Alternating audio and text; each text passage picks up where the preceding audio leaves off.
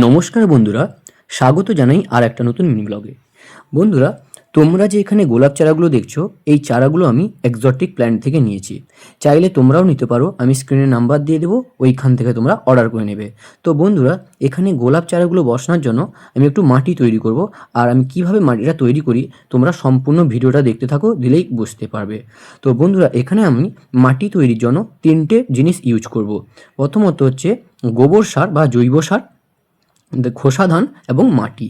এখানে আমরা মাটির পরিমাণটা অল্প নেব, অর্থাৎ 40% গোবর সার, 40% খোসা ধান এবং 20% মাটি। মাটিটা কম নিলে কি হবে, মাটিটা হালকা থাকবে এবং গাছের গ্রোথ কিন্তু ভালো হবে। তাই একটা 6 ইঞ্চি গ্রো ব্যাগে আমরা একদম নিচে খোসা ধান দিয়ে দেবো, তারপর হালকা মাটি দিয়ে চারাটা বেশ সুন্দর বসিয়ে দেবো। ঠিক একইভাবে উপরে আমরা আবার পরিমাণ মতো মাটি দিয়ে দিব। এতে কি হবে, নিচটা যত হালকা থাকবে গাছের কিন্তু জল নিকাশি তত ভালো থাকবে। তো একে একে করে আমি প্রত্যেকটা গাছ বসিয়ে দেব। আর এখানে আমি কি করব, উপরে অর্থাৎ গাছের চারপাশে অল্প অল্প করে খোসা ধান দিয়ে দিব। এতে কি হবে, গাছটা দ্রুত বৃদ্ধি হবে।